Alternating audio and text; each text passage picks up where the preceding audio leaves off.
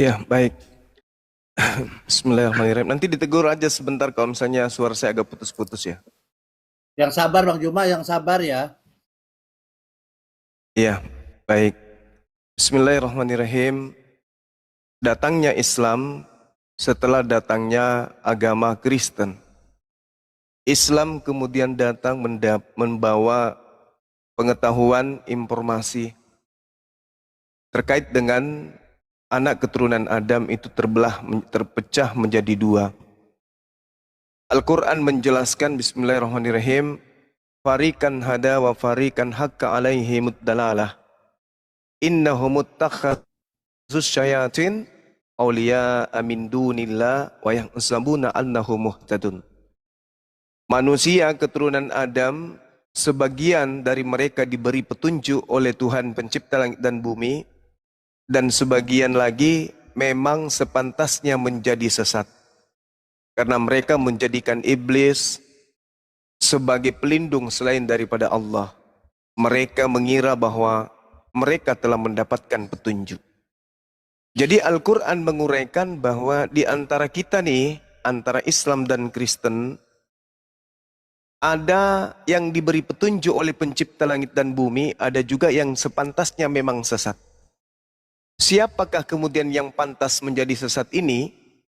Mereka yang menjadikan iblis sebagai pelindung selain daripada Tuhan pencipta langit dan bumi. Dalam keadaan kita sebagai orang beragama, di Islam itu ada konsep bertauhid, bertuhan. Islam mengenal Tuhan itu bernama Allah, pencipta langit dan bumi, yang kemudian tidak memiliki awal dan tidak memiliki akhir.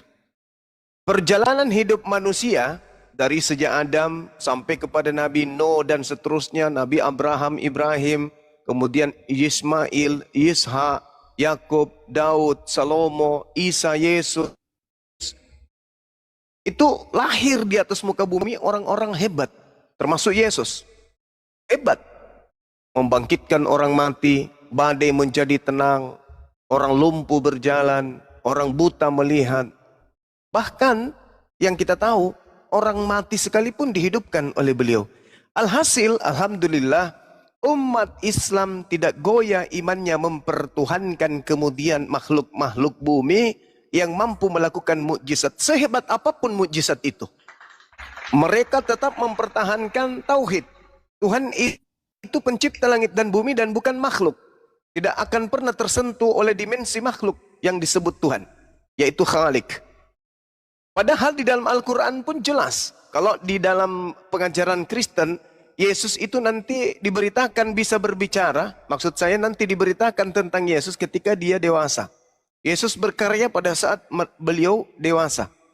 Tapi alhamdulillah, di Islam, sejak dalam ayunan, Nabi Isa alaihissalam itu berbicara kepada musuh. Inni Abdullah atani al-kitab wa ja'alani nabiyan. Setiap kali dia melakukan sebuah mukjizat, selalu mengucapkan kemudian biiznillah, biiznillah, biiznillah, dengan izin Allah, dengan izin Allah. Maka oleh karena itu, sekiranya mungkin bisa kita memilih, maka Isa alaihissalam itu jauh lebih hebat daripada nabi-nabi yang ada diberitakan tentang mukjizat selain daripada baginda Rasulullah Muhammad SAW. Indahnya di Islam, Islam tidak pernah jatuh cinta untuk menyembah kepada makhluk sehebat apapun makhluk itu. Secanggih apapun kemudian apa yang dinarasikan atau yang dipraktekkan di depan manusia. Umat Islam tidak pernah jatuh cinta sampai pada level mengganti Tuhan sang pencipta langit dan bumi dengan makhluk, dengan indikasi dia adalah Tuhan sendiri yang menjelma, dia adalah Tuhan sendiri yang berinkarnasi, dia adalah Tuhan yang berteofani, bla bla bla bla dan seterusnya. Islam tetap waras, tidak pernah kemudian mengakali konsep ketuhanan dan keberagamaan. Ini keistimewaan dalam Islam.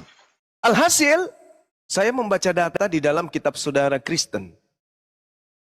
Sesuai dengan apa yang dirasikan oleh Al-Quran. Al-Quran mengatakan bahwasanya inna ja'alna syayatin awliya'a lilladina la yu'minun. pencipta langit dan bumi yang mengutus para nabi, termasuk mengutus Nabi Isa alaihissalam yang sakti mandraguna, itu mengatakan bahwa sesungguhnya sebagian dari manusia itu menyembah iblis, menjadikan iblis sebagai pemimpin, karena mereka tidak beriman.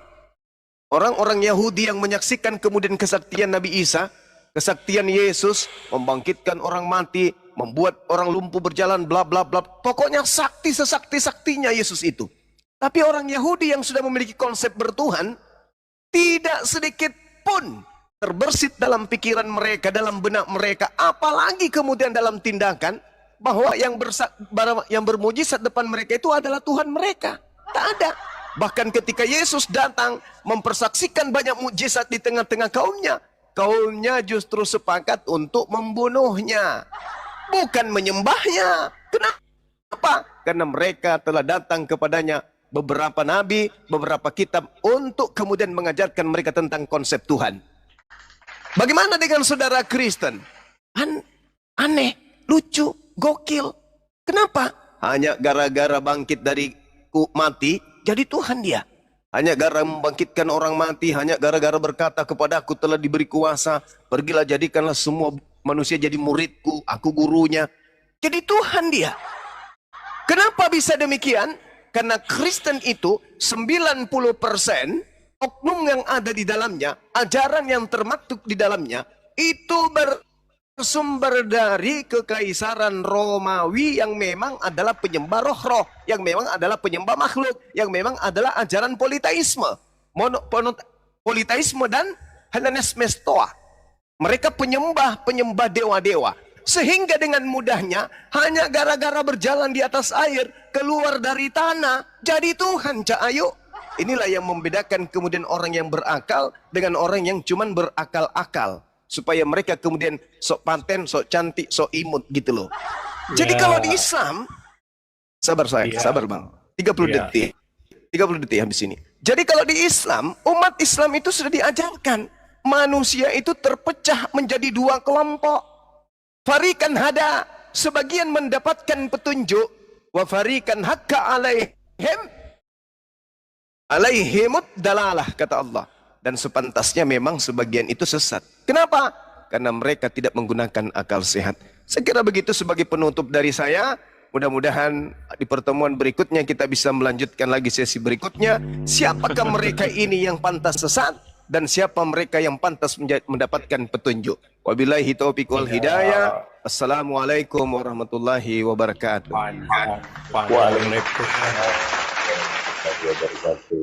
Apa yang disampaikan Bang Juma, saya pendek saja pertanyaannya.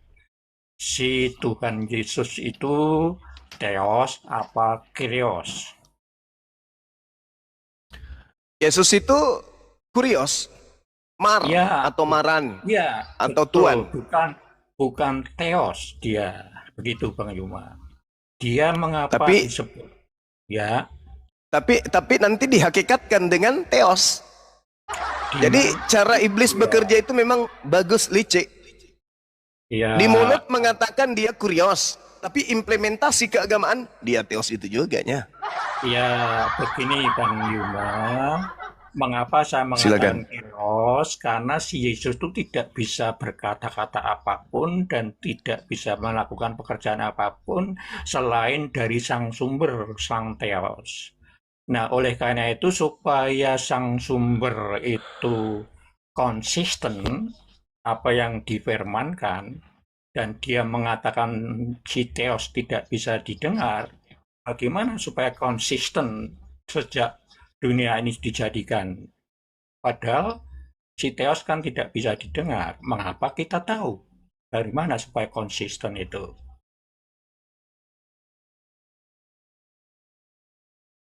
Gimana? Saya yang ditanya. Bukan begini. Ini pertanyaan. Iya, si Theos kan tidak bisa didengar kecuali yang mendengarkan anak. Yang mendengarkan bisa anak. Nah, supaya konsisten sang Theos itu tidak bisa didengar sejak kapanpun, bagaimana caranya supaya kita tahu bahwa Theos itu ada? Konsisten. Oke, baik. Jadi dalam konsep bertuhan agama samawi, siapapun yang turun dari langit itu makhluk. Kalau kedatangannya adalah kebaikan manusia, kemaslahatan manusia, maka dia utusan Tuhan. Kalau untuk menghancurkan manusia, maka dia utusan iblis. Ada dua itu. Makanya tadi saya katakan farikan hada wa farikan haqqa alaihimud dalalah. Jadi ada dua manusia ini. Ketika Yesus turun, Nabi Musa turun, Nabi Muhammad sallallahu alaihi wasallam itu turun untuk mengabarkan berita, menyatakan, mentafsirkan, mentadaburi kemudian firman yang diterima dari Tuhan untuk mereka ajarkan kepada kaumnya masing-masing.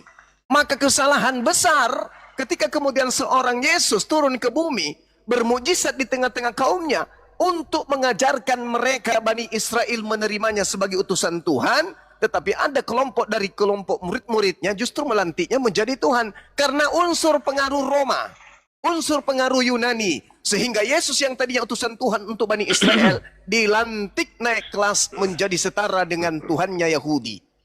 Itu fakta, itu real. Ya, Silakan. itu apa yang menjadi jawaban pertanyaan pendek saya ya. Sebenarnya konsistennya adalah ya logos itu yang diutus untuk menyampaikan apa yang menjadi kehendak sang sumber supaya konsisten. Maka di dalam Yohanes 1 itu kan disebutkan di sana, di Yohanes 1:3 itu segala sesuatu dari si logos. Kemudian nabi-nabi siapapun kan sebenarnya juga tidak dengarnya dari logosnya itu, logos Allah begitu. Jadi konsisten sejak awal si Allah Bapa itu tidak bisa didengar, melainkan yang bisa didengar adalah logosnya. Nah, untuk mengetahui itu, maka untuk menyelamatkan umat manusia, si logos, si Theos itu mengaruniakan anaknya yang tunggal, begitu Bang Yuma, di dalam Yohanes 3:16 atau Yohanes 16:3 itu begitu. Nah, Bang Yuma kan juga sering mengatakan bahwa oh ya silakan komentar. Baik. Jadi gini, Bung. Pencipta langit dan bumi itu bukan makhluk. Dia Khalik. Tak ada yang bisa menyentuh hakikatnya. Tak ada. Maka sang Khalik ini untuk dikenal, maka sang Khalik mencipta. Di antara ciptaannya ada yang disebut manusia, diutus untuk menjadi pemimpin di atas muka bumi sebagai khalifah. Maka supaya mereka tertuntun, maka diutuslah tokoh-tokoh dari langit yang disebut nabi. Makanya di dalam Bilangan 12:6 dikatakan, lalu berfirmanlah Tuhan, dengarlah firmanku ini, jika di antara kamu ada seorang nabi, maka aku Tuhan menyatakan diriku kepada nabi tersebut dalam penglihatan, dan aku berbicara dengan dia dalam mimpi. Yesus ketika dia datang sebagai nabi, bukan datang sebagai Tuhan. Ini harus bedakan ini. Kalau Krishna yang turun, maka pengikutnya, maka penyembahnya menganggap dewa turun menjadi manusia. Kalau Zeus yang turun, maka orang-orang akan menganggap bahwa Hercules turun menjadi manusia. Kalau pagan yang lain, sang Bapa turun jadi Yesus, maka Yesus ini adalah dewa atau Tuhan bagi mereka. Ini orang yang di luar agama samawi, sah-sah saja, karena manusia dikelompokkan menjadi dua. Ada yang dibiarkan tersesat. Nah sekarang, ketika Yesus turun di tengah-tengah Bani Israel, Anda membaca Yohanes 1:3, Yesus itu pun berasal dari firman. Segala sesuatu dijadikan oleh dia. Betul, termasuk Yesus dijadikan. Makanya dikatakan firman itu menjadi daging. Kenapa? Karena Yesus juga adalah dijadikan dari sang sumber. Sang sumber ketika ingin menciptakan, baca Yesaya 55:11. Aku berkata, apa yang keluar dari mulutku tidak akan kembali kepadaku sia-sia, sebelum apa yang aku katakan itu terjadi sesuai dengan apa yang aku inginkan. Mazmur 33:9. Aku hanya memberi perintah maka semuanya jadi. Aku hanya mengatakan jadi maka semua jadi. Innama amruhu idza arada shay'an ayaqula lahu kun fayakun. Makanya Yesus mengatakan dalam Yohanes 8:42, aku datang menjadi manusia. Sabar. Aku datang berbobot kau itu. Hei. Sabar. Saudara Edi, aku ingin tanya sama saudara. Apakah Yesus datang ke bumi atas kehendaknya sendiri atau bukan atas kehendaknya? Silakan. Anda jawab dulu. Jawab yang santai aja, Tony. Edi jawab. Apakah Yesus datang ke bumi atas kehendaknya sendiri atau bukan atas kehendaknya? Silakan. Itu dulu. Kalau dia Tuhan, maka dia turun ke bumi atas kehendaknya sendiri. Tolong kau tunjukkan kepada saya dalilnya Yesus turun ke bumi atas kehendaknya sendiri. Silakan. Iya, kehendak Bapa. Ah, kehendak Bapa. Berarti iya. Anda diam, Anda diam. Anda diam. Kau diam, Anda diam dulu kau. Kau diam. Kayak ember mulutmu itu. Bung, diam. Bang Nanti Antoni, habis ini Anda lagi. Bang Antoni, Habis ini biasanya Anda, habis nggak ini. gitu Bang Antoni. Waduh, Ya, Antoni. nggak boleh. Habis ini Anda, saudaraku Iya. Edi, lembutkan hatimu, buka pikiranmu, mulutmu itu sudah mulai waras, tinggal Kau otakmu yang aja. paling pintar di dunia ini. Oh, monyong. Anda yang membantu saya Monyong menjelaskan barusan. Anda yang membantu saya menjelaskan barusan bahwa Yesus turun ke bumi atas kehendak Bapa. Selesai. Iya. Berarti Iya, bukan atas semua kehendak atas Yesus. kehendak Bapa. Bukan atas kehendak Yesus, bukan? Iya, tapi Ah, dia berarti firman Yesus Allah itu itu turun ke berarti dunia Yesus ini. itu adalah makhluk ciptaan Tuhan yang berasal dari Dia firman mengambil Tuhan. rupa manusia. Filipi 2 ayat Oh, 6. itu Dia lain. Itu mengambil ajaran rupa Paulus. manusia. Tunggu. Itu Karena yang mau lain. ditebus manusia. Manusialah yang Tunggu. berdosa. Jangan Gantian, Anda Antoni. campur adukan ajaran yang sudah terkontaminasi dengan ajaran pagan Romawi Yunani dengan ajaran Yesus. Jangan. Yesus mengatakan, aku turun ke bumi bukan atas kehendakku sendiri. Sedangkan Efesus 2, Filipi 2, Karena nomor 6, nomor 7, domba-domba Dewa, itu sabar dulu tidak bos. sah. Sabar. Gantian Tenangkan nanti ada diri Anda ya. ditanggapi. Tenangkan diri Tenang, Anda. Bang Antoni. Bang Iya, Antoni, nanti Anda waduh. tanggapi. Jadi Anda harus memisahkan antara ajaran Paulus dengan ajaran Yesus. Jangan Karena Anda upah dosa kawinkan. adalah maut. Itu Ya, ajaran jangan Paulus. dibiarkan Sabar dulu. si jual goblok ini ngomong terus. Bang Antoni Goblok. katanya Sabar, mau sabar. diskusi dengan Gantian santai. kita. Bang Antoni. Gantian. Panitia membayar Hancur saya nanti negara ini. satu Hancur. miliar lebih untuk saya hadir di sini sebagai narasumber. Tolong dihargai panitianya. Ya, sementara Anda Hancur hanya nanti orang lewat Indonesia jualan ini sayur, gara-gara tiba-tiba numpang lewat di sini Cuma mendengarkan. ini. Duduk bukan yang tenang. Duduk yang tenang, saudara. Ini kita ilmu berbicara apa mengenai yang konsep dapat dari keselamatan. dia? Mas, saya Ya, izin ya sabar turun ya. dulu. Jangan Ilmu memaki, apa jangan dari memaki. Jangan memaki. Jadi Yesusnya mengatakan, aku datang bukan atas kehendakku sendiri. Berarti dia lepas daripada hakikat pencipta. Dia bukan pencipta, dia tidak sehakikat dengan pencipta. Dia murni makhluk. Karena dia sudah mengurai ucapannya sendiri. Aku datang bukan atas kehendakku sendiri, tapi atas kehendak dia yang telah mengutus aku. Oke? Bagi orang berakal itu udah final. Lalu kemudian, ketika Yesus turun ke bumi, dia tidak bisa berbuat apa-apa dari dirinya. Berarti terurai, dia benar-benar adalah nabi dan rasul. Rasul untuk kaumnya Bani Israel. Nah, jadi ketika kemudian dikatakan dalam bilangan 12 nomor 6, aku Tuhan berfirman, dengarkanlah perkataanku ini, jika ada seorang duta, jika ada seorang nabi, jika ada seorang rasul, maka aku akan menyatakan diriku kepadanya dalam penglihatan. Jadi Yesus berbicara itu karena Yesus melihat.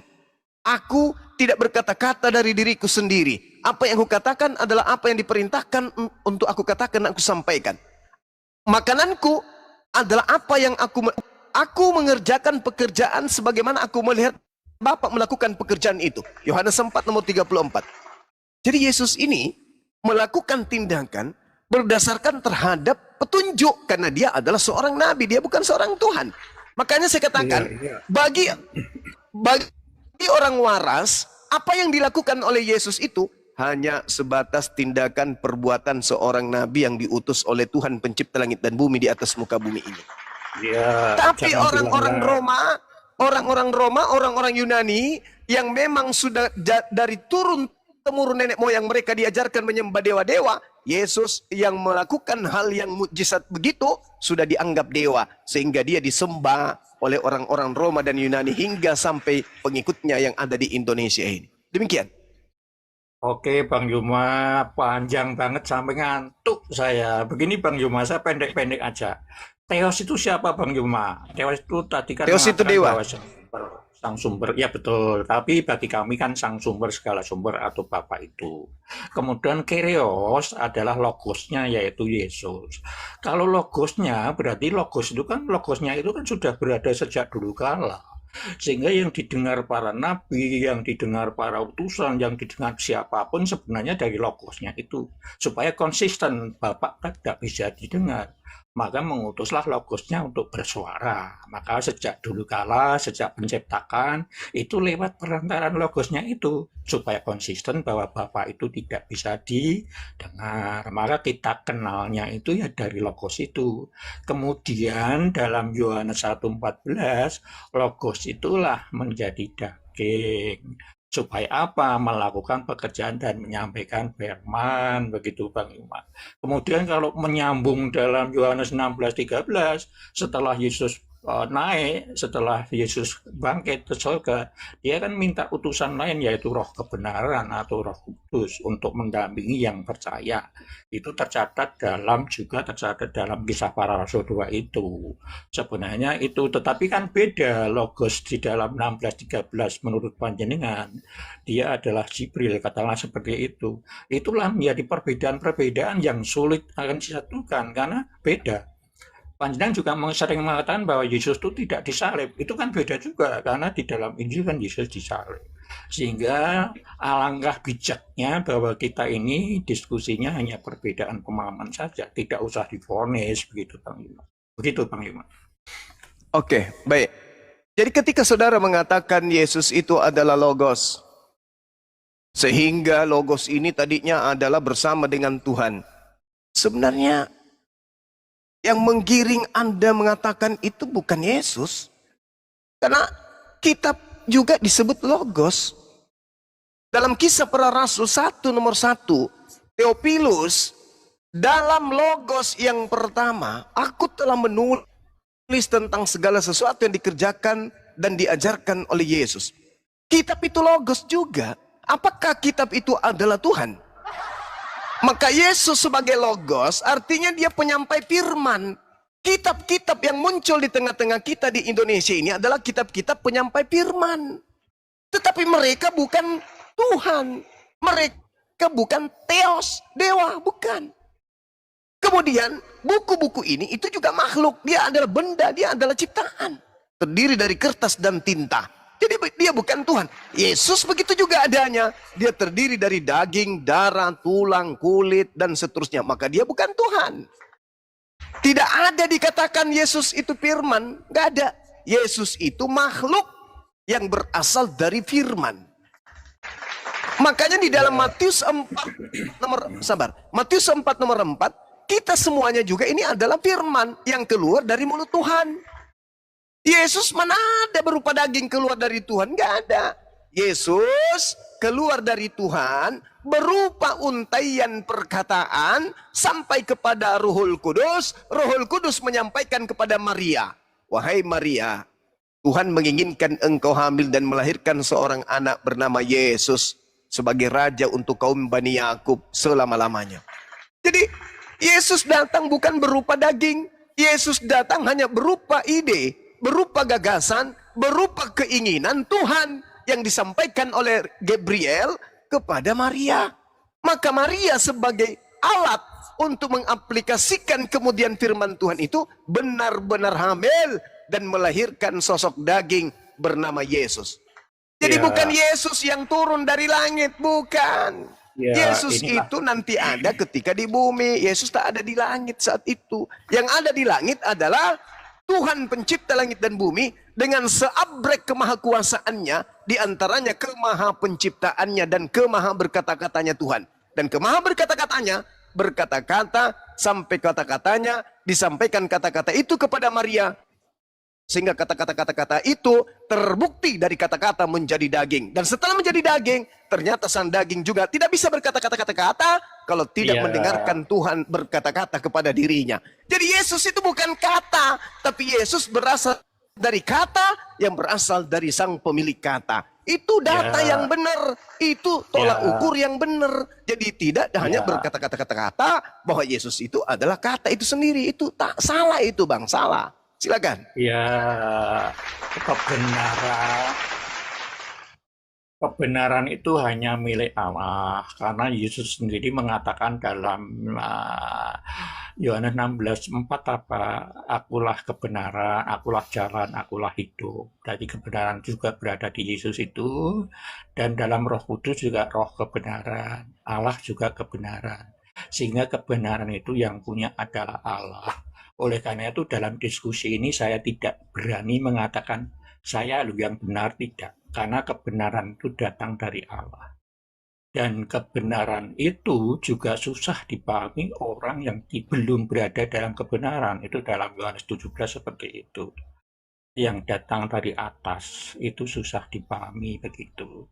Kemudian Bang Yuma tadi mengatakan bahwa yang datang di dunia ini Yesus tidak datang, tidak. Yang datang ini adalah logosnya. Logosnya yang diutus hanya 3 tahun loh, 3 tahun lebih sedikit untuk menjadi manusia itu. Menjadi anak manusia. Karena Yesus kan selalu mengatakan anak manusia gitu. Tetapi di dalam Yesus pun juga disebut oleh Petrus pada saat di Kasaria mengatakan kamu Mesias dan anak Allah. Yesus pun membenarkan itu datang dari Bapa. Sehingga dia itu anak Allah benar, anak manusia juga benar. Anak manusia karena dilahirkan oleh Maria, anak Allah karena datang dan keluar dari Allah. Itu juga benar. Dan juga benar dikatakan di dalam Kasaria oleh Petrus itu. Pada waktu Yesus bertanya, aku siapa menurutmu? Dan Petrus menjawab, kau adalah Mesias anak Allah yang hidup. Sehingga dia itu logosnya kalau menurut Yohanes 1:14. Bukan Bapa sendiri yang datang ke dunia, tetapi logosnya. Supaya apa? Konsisten bahwa Allah itu tidak bisa didengar. Yang bisa didengar logosnya karena diutus untuk menguasai dunia dan di surga. Segalanya diserahkan pada dia. Oleh karena itu mengapa kami menyebut Tuhan? Karena dia diberi kuasa, segala kuasa di dunia dan di surga. Dan mengapa Yesus mengatakan Bapa Tuhan? Karena Bapa yang menguasai Yesus, sumber segala sesuatu dari Bapa, dari Sang Sumber. Yesus tidak bisa mengatakan apa-apa, tidak bisa berbuat apa-apa kalau tidak dikatakan dari Sang Sumber. Begitu Bang Yuma. Iya. Yesus ketika dia mengajar di tengah-tengah kaumnya Bani Israel, Yesus tidak pernah mengaku kepada aku telah diberi kuasa baik di langit, di angkasa maupun di bumi. Itu tidak pernah Yesus katakan di tengah muridnya. Nanti ada ucapan itu keluar dari sosok yang keluar dari tanah. Baru ucapan itu ada. Tapi kalau kita melihat di dalam Efesus 2 nomor 2, penguasa angkasa atau langit itu adalah iblis. Iblis, begitu juga penguasa dunia di dalam Yohanes 12 nomor 12 nomor 31 dan Yohanes 14 nomor 30, penguasa dunia itu juga adalah iblis. Jadi kalau ada yang keluar dari tanah mengatakan kepada aku telah diberi kuasa, berarti dia menerima kuasa dari iblis. Karena hanya iblislah yang kemudian berkata kepada Yesus, segala sesuatu aku yang menguasainya. Aku menguasai segala kemegahan, segala kerajaan di dunia ini. Jadi kalau kau menyembah aku Yesus, maka segala itu akan kuberikan kepadamu. Yesus menolaknya. Pengganti Yesus yang menerima itu. Itulah yang kalian sembah. Makanya kenapa orang Kristen itu, sabar. Kenapa orang Kristen itu ketika berbicara mengenai Tuhannya yaitu Kristus, selalu rujukannya kepada ucapan-ucapan Yesus yang mana? Yang kebanyakan bersumber dari Paulus. Kebanyakan bersumber dari setelah dia bangkit dari kubur orang itu. Tidak berdasar terhadap ucapan-ucapan sebelum dia disalib. Kalau ucapan sebelum dia disalib, itu dimaknai oleh orang Yahudi sebagai utusan Tuhan. Contoh, yang tadi barusan saudara ambil. Siapakah aku ini menurutmu? Engkau adalah Mesias, anak Elohim. Lah, kalau dia Mesias berarti dia bukan Elohim. Bagi Yahudi. Kalau dia Mesias berarti dia manusia. Bagi Yahudi. Tapi lagi-lagi orang Kristen kenapa tidak berpangkuh kepada pemahaman konsep Mesias dari Yahudi? Karena mereka orang Kristen berpangku kepada konsep anak dewa yang turun ke bumi. Yang adalah dewa itu sendiri. Itu yang diambil oleh orang Kristen. Mesias bagi Yahudi hanya manusia. Adapun ungkapan anak Tuhan itu artinya hamba Tuhan. Anda bisa baca di Kisah Para Rasul 4 nomor 30. Yesus disebut sebagai hamba Tuhan. Yesus disebut hamba Tuhan dan Yesus menyebut dirinya sebagai hamba Tuhan. Yesus menyebut dirinya sebagai anak Tuhan sama dengan dia menyebut dirinya hamba. Anda lihat di Amsal 3 nomor 11 nomor 12. Yang disebut dengan anak Tuhan adalah hamba Tuhan yang tekun mendengarkan didikan Tuhan. Itu yang perlu Anda pahami. Nah, konsep ini berubah ketika yang terima, sabar. Yang terima adalah orang Kristen. Karena orang Kristen ini bukan dari Yahudi murni. Orang Kristen ini orang Kristen ini 95% ajarannya dari Romawi Yunani. Maka konsep yang diterima bukan konsep Mesias. Konsep yang diterima adalah konsep dewa. Apa itu? Dewa turun ke bumi, anak dewa menjadi manusia. Itulah dewa mereka. Dari mana saya bisa menjelaskan itu? Coba Anda lihat. Filipi 2 nomor 6, nomor 7, nomor 8. Itu kuncinya. Kenapa orang Kristen selalu menganggap anak Maria Tuhan? Karena itu konsep Paulus yang selalu tertancap terlalu dalam ke benak orang Kristen. Sehingga Yesus, apapun ungkapannya ketika dia sebelum disalib, semua berubah menjadi ungkapan Tuhan. Makanya konsepnya apa? Yesus 100% manusia, 100% Tuhan. Kenapa demikian? Karena orang Kristen terpengaruh oleh konsep Romawi Yunani. Demikian. Iya, tidak apa-apa. Tidak apa-apa, itu kan perbedaan pemahaman Bang Luma seperti itu. Tapi mungkin Bang Luma lupa bahwa mengapa si iblis berkuasa. Karena pada saat penciptaan si Adam, itu kan iblis menang. Mempengaruhi si Adam untuk makan buah itu, karena kamu akan hidup seperti Yesus, seperti raja gitu, sehingga dia makan, dipengaruhi oleh si istrinya si Hawa gitu kan, si Adamnya kemudian jadi makan. Oleh karena itu kemudian ditaruhlah di dunia itu, dan dia dikuasai oleh iblis. Dan Yesus, karena Yesus itu sangat kasih pada penciptaannya, supaya dia menyatu kembali, dia membuat aturan, muncullah hukum Taurat itu. Sejauh kamu bisa melakukan hukum Taurat, maka kamu akan menyatu lagi loh dengan saya. Itu bentuk kasih. Itu sebenarnya bentuk kutukan itu si Taurat itu. Karena kita ketahui sampai saat ini kan ada 613 itu. Nah kalau 613 itu kan hafal saja tidak, bagaimana melakukan. Kemudian iblis mudah menguasai mereka, mudah mempengaruhi karena berkuasa di dunia si iblis itu. Tetapi si Yesus di dalam Lukas 4 dan Matius 4 kan Yesus tidak bisa dikuasai oleh iblis karena si Yesus menang dengan iblis. Itu terbukti dalam penyaliban. Yesus pun menang. Sebenarnya iblis menghendaki untuk mati. Tapi Yesus menghendaki hidup. Si manusia yang ada yang terkutuk ini menghendaki hidup. Oleh karena itu Yesus bangkit. Itu bukti kuasa kembali ke Yesus. Oleh karena itu ada perjanjian baru yang namanya kasih karunia. Kemudian Bang Juma mengatakan yang muncul dari kubur adalah iblis. Ya monggo saja, itu kan memang kebenaran. Saya katakan kebenaran itu sulit dipahami bagi yang belum berada dalam kebenaran. Selalu membenarkan pendapat diri sendiri. Saya tidak mau itu membenarkan pendapat saya, karena kebenaran ada pada Sang Kuasa, Sang Sumber segala sumber itu. Begitu Bang Yuma. Iya. Jadi di atas muka bumi ini hanya ada dua entitas yang ingin disembah oleh manusia.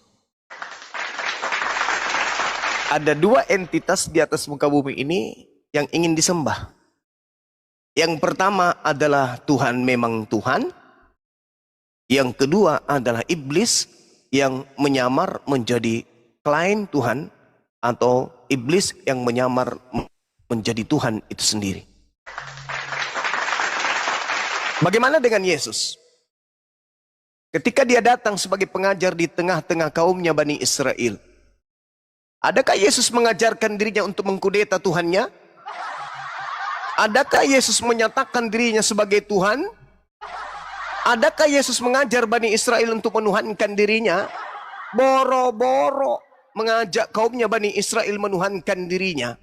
Mengajak Bani Israel untuk menjadikan dirinya sebagai malaikat dewa saja, dewa penolong saja, itu tidak. Yesus hanya mengajarkan dirinya sebagai Mesias doang. Yesus hanya ingin diterima sebagai Mesias. Diterima sebagai orang yang diurapi oleh Tuhan untuk kemudian menjadi raja bagi Bani Israel. Andai saja orang Israel pada saat Yesus datang di tengah-tengah mereka, imam kepala mahkamah agama orang Farisi mengangkat Yesus sebagai Mesias, maka mereka mampu menghadapi kemudian kerajaan Romawi. Sayangnya, para penguasa Yahudi pada saat itu terlalu takut akan duniawi, terlalu serakah akan harta. Sehingga Yesus yang Mesias untuk mereka diutus untuk mengusir penjajah pun mereka lenyapkan. Padahal Yesus itu datang sebagai jalan kebenaran untuk mereka. Tapi karena mereka takut kepada Romawi dan memandang sebelah mata Yesus, Yesus tak bisa ngapa-ngapain. Hanya bisa orang lumpuh, orang buta itu doang. Tapi tidak bisa kemudian menjadi seperti Gedeon, seperti Hezekia, seperti Daud, seperti Salomo, seperti Musa. Yesus hanya anak Aram. Ya, Dipandang ya, sebelah mata hanya seorang tukang kayu. Sabar dulu. Hanya seorang tukang kayu. Maka Yesus datang di tengah-tengah mereka sekedar hanya untuk mengajarkan mereka, aku ini adalah Mesias, utusan Tuhan untuk kalian. Nah, sekali lagi saya katakan, di atas muka bumi ini hanya ada dua kekuatan yang ingin disembah. Yang pertama Tuhan yang memang adalah Tuhan, dan yang kedua adalah iblis yang menginginkan manusia anak keturunan Adam menuhankan dirinya agar anak manusia ini terbawa ke neraka. Permasalahannya sekarang adalah Yesus ketika datang di tengah Bani Israel tidak ingin disembah, mengajarkan menyembah Elohim. Dan Yesus sebelum terangkat ke langit mengajarkan hati-hati terhadap iblis yang datang kepada kalian setelahku, memakai namaku dan berkata akulah Kristus. Mereka iblis ini akan menyesatkan banyak orang. Artinya kalau ini tergenapi, maka banyak orang yang telah disesatkan oleh iblis dalam nama Yesus, yaitu Karisten. Tak ada lagi kandidat lain. ya. Iblis yang ingin disembah berhasil membuat anak keturunan Adam menyembah dirinya dengan memakai nama Yesus Kristus. Itulah pengikutnya Karisten. Silakan. Ya, Bang Yuma mengatakan kami mengikuti iblis, itu kan pendapat Bang Yuma. Tadi saya mengatakan bahwa kebenaran itu yang datang dari Allah dan tidak bisa dipahami oleh orang yang belum berada dalam kebenaran. Itu ada ayatnya, tapi lupa saya di mana. Kemudian saya tadi mengatakan Yesus itu bukan Theos. Tadi kan Bang Yuma juga mengatakan Yesus bukan Theos, tetapi dia adalah Kyrios. Atau kalau zaman dulu diterjemahkan Tuhan. Kalau zaman akhir-akhir ini memang diterjemahkan Tuhan. Karena mengapa diterjemahkan Tuhan? Karena dia adalah Tuhan di atas Tuhan. Itu tertulis dalam Wahyu 19 itu. Raja di atas raja, gitu. Kemudian tadi Bang Yuma mengatakan Yesus itu hanya Mesias. Bukan. Yesus itu adalah, kalau di tempat panjenengan kan Al-Masih, gitu ya, Isa itu. Kalau di tempat kami adalah Kristus. Nah, Kristus sendiri adalah pengertiannya dia adalah Mesias, dia adalah Raja, dia adalah Nabi, dan hidup. Sampai sekarang masih hidup. Oleh karena itu tidak ada pengganti lain selain dia. Sebagai Raja, sebagai Nabi, sebagai Imam, begitu kan. Dan dia masih hidup sampai saat ini. Maka tidak ada pengganti. Oleh karena itu Lukas 16 tercatat, Nabi terakhir adalah Yohanes Pembaptis. Bukan Paulus itu Nabi, bukan. Karena Kisah Para Rasul 13 itu kan yang nulis si Lukas. Dan Lukas kan sudah mengatakan dalam Kisah Para Rasul, dalam Lukas 16 itu, Nabi terakhir adalah Yohanes Pembaptis. Kemudian tadi apalagi saya lupa, sampai banyak banget Bang Yuma mengatakan. Bang Yuma, itu Bang Yuma. Oke. Jadi Yesus mengatakan kerajaan Elohim akan diambil daripadamu dan akan diberikan kepada suatu bangsa yang akan menghasilkan buah kerajaan itu. Gugur, Pak ya, gugur. Kalau Anda mengatakan Yesus itu raja selama-lamanya, iya betul. Memang tadinya Yesus itu diperuntukkan sebagai raja bagi keturunan Yakub, sebagai raja terakhir. Tetapi Yesus tidak berhasil. Tidak berhasilnya Yesus karena orang-orang yang harusnya mendukung dia malah berupaya untuk menghilangkan dia. Maka daripada dia kemudian dibunuh, maka pencipta langit dan bumi mengangkatnya ke langit. Tuhan dendam kepada mereka yang ingin membunuh Yesus.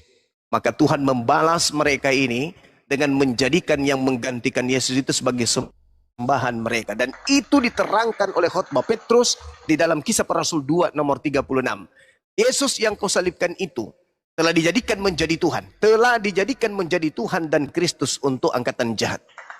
Tuhan marah. Tuhan marah kepada angkatan jahat sehingga Tuhan melantik Yesus, pengganti Yesus sebagai Tuhan bagi mereka orang-orang yang berpikir lemah.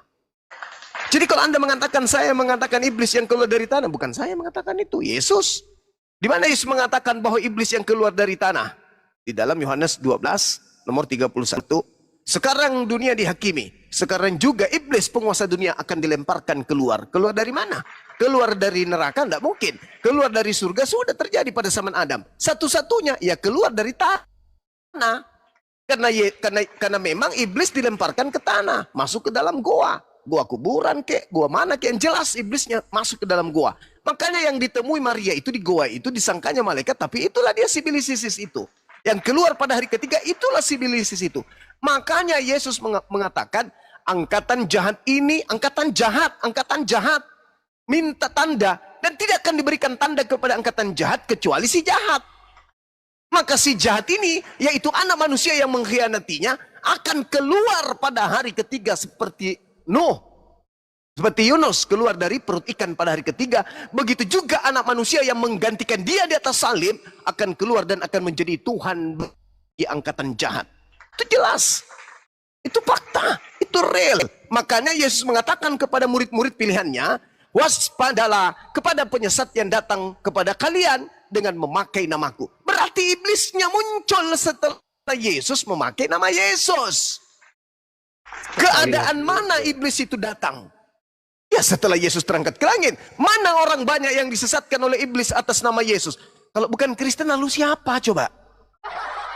Siapa orang banyak pengikut Kristus palsu? Islam tak mungkin. Syukran sahabat. Islam tak mungkin, Hindu bukan, kemudian Buddha bukan, ateis bukan. Satu-satunya kandidat pengikut Kristus palsu ya Kristen. Siapa lagi? Yahudi hari ini bukan pengikut Kristus. Satu-satunya yang ada di bumi ini Kristus hanya Kristen. Berarti kandidat penggenapan dari nubuatan Yesus, datangnya iblis menyesatkan banyak orang memakai gelar Kristus. Ya Kristen. Coba lembutkan hati. Ya, silakan lembutkan hati dan tunjukkan kemudian. Apakah nubuatan Ya. Yesus itu terjadi atau tidak? Silakan. Ya, Bang Yuma lupa ya bahwa di sini itu ada Injil-Injil palsu banyak banget kan. Nah berarti kalau Injil-Injil itu kan para nabi-nabi palsu yang buat. Kemudian Kristen itu kan tidak hanya Katolik, ada Ortodok, hanya Kristen Protestan, ada kepercayaan ini ada berapa ribu itu. Sehingga dari itu sendiri bukan hanya Kristen berarti kan semuanya. Bisa jadi yang dimaksud Kristus itu Kristen-Kristen yang memang berbeda dengan apa yang dipahamkan oleh yang percaya pada Kristus itu sendiri. Coba kalau kami Bang Yuma kan tadi mengatakan bahwa sing keluar dari Kristus palsu gitu ya. Coba kalau itu Kristus palsu dan iblis, apa ajaran dalam perjanjian baru?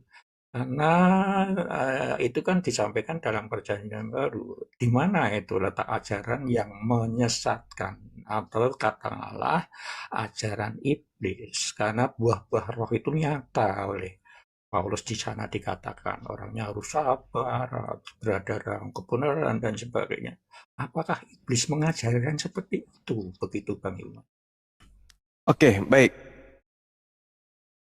Jadi ketika saudara mengatakan hal yang sama tadi, 1 Korintus 12:28, Paulus mengatakan di dalam jemaatnya itu ada nabi-nabi.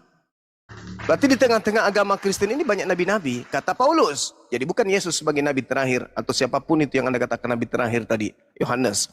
Nah, sekarang begini. Anda mengatakan bahwa apa pembedanya?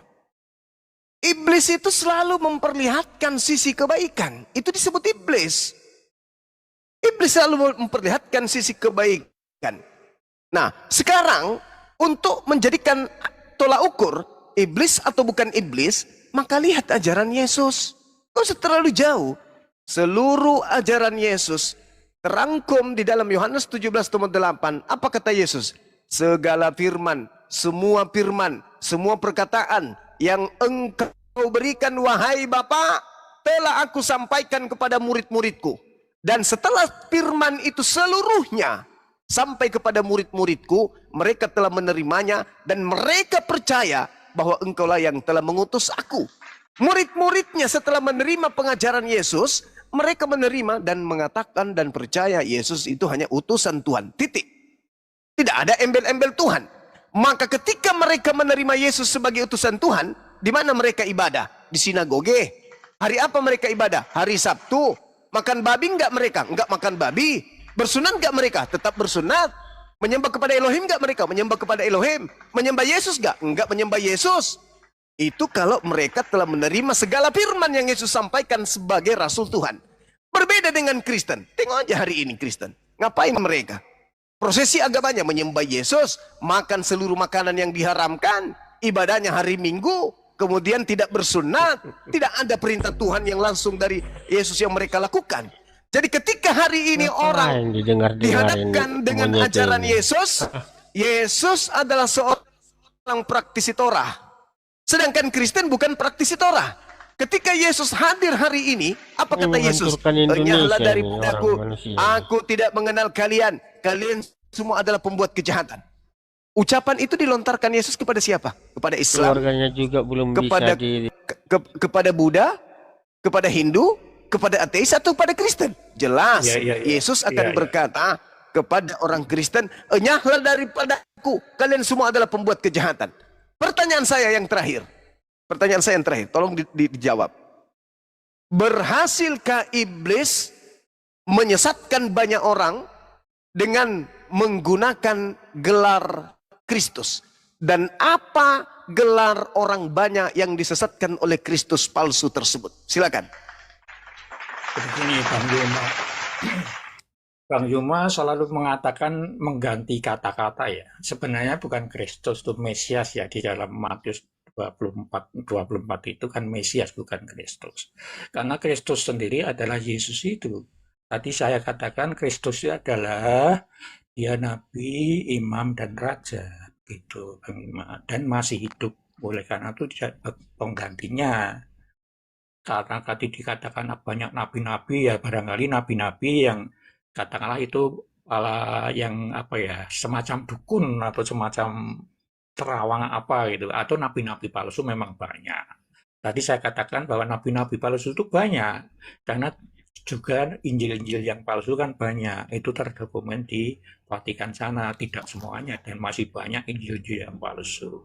Kemudian Kristen, Islam dan sebagainya itu, dan saya tadi katakan Kristen itu tidak hanya Katolik, Ortodoks, Kristen Protestan dan sebagainya, banyak denom, sehingga barangkali yang mengajarkan yang beda itu yang dimaksud si Yesus. Tetapi kan Yesus mengatakan kecuali yang melakukan kehendak Allah. Kemudian kehendak Allah di mana? Kalau masih merujuk dalam Matius 7, ya lihat saja di Matius 7:12 itu jalan yang benar di situ. Itu adalah inti seluruh hukum Taurat dan kitab para nabi. Saya sudah diskusi dengan Bang Yuma, nampaknya Bang Yuma akan berbeda pendapat. Tapi karena ini pertanyaan terakhir, silahkan di dalam Matius 7:12 itu direnungkan saja, dibaca, dicermati. Dan dalam diskusi pasti nanti Bang Yuma akan berbeda, tidak seperti saat ini. Kalau menganut, memahami, dan melakukan ajaran Yesus dalam jalan yang benar. Demikian Bang Yuma. Dan karena tadi Bang Yuma sudah mengatakan terakhir, saya juga sudah malam, saya tak turun, dan bila banyak kesalahan saya mohon maaf. Oke, baik. Ketika Anda mengarahkan saya dalam Matius 7, ini justru menendang agama Anda dari permukaan bumi ini sebagai kandidat untuk masuk surga. Segala sesuatu yang kamu kehendaki supaya orang berbuat kepadamu, perbuatlah demikian juga kepada mereka. Itulah isi seluruh hukum Taurat dan kitab para nabi. Apa? Apa yang Anda bisa berikan kepada kami di situ?